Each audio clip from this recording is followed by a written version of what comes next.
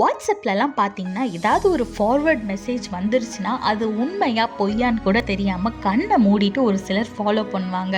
இந்த காய் சாப்பிட்டா உடம்புக்கு நல்லது, இந்த செடியை நீங்கள் கொதிக்க வச்சு சாப்பிட்டா கொரோனா வராது, அப்படி இப்படின்னு நிறைய ஃபார்வர்ட் மெசேஜஸ் ஃபேக்காக வரும். ஆனால் அதை நம்பி செய்கிறவங்க பலர் இருக்காங்க. இப்படி உண்மை இல்லாத காரியங்களை நம்புற நீங்க ஏன் உண்மையுள்ள உயிருள்ள ஜீவனுள்ள தேவனுடைய வார்த்தைகளை நம்ப மாட்டீங்க? அப்படி வாட்ஸ்அப்ல ஒரு ஃபார்வர்ட் மெசேஜ் வரும்போது சந்தேகமே இல்லாம கண்ணை மூடிட்டு நீங்க அதை ஃபாலோ பண்ணும்போது தேவன் உங்களுக்கு நான் இதை செய்யறேன் நீ விசுவாசி அப்படின்னு சொல்லும் போது ஏன் உங்களுக்கு நிறைய குழப்பங்களும் சந்தேகங்களும் வருது?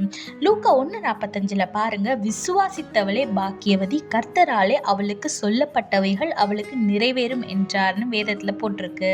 ஸோ உங்களுக்கு தேவன் சொன்ன எல்லா வார்த்தைகளும் நடக்கணும் அப்படின்னா உங்களுக்கு தேவை விசுவாசம்தான். உலக பிரகாரமான காரியங்களை நம்புறதை விட்டுட்டு தேவனை நீங்கள் விசுவாசிங்க.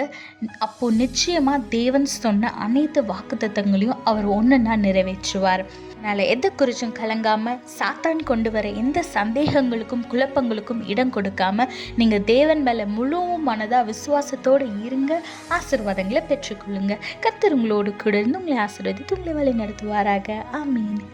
கடுகளவு விசுவாசம் இருந்தால் போதும், கலக்கு கலக்குன்னு உலகை கலக்கிடலாமே. கர்த்தர் மேல நம்பிக்கை இருந்தால் போதும், கர்த்தர் உன்னை மென்மேலும் உயர்த்திடுவாரே. கடுகளவு விசுவாசம் இருந்தால் போதும்.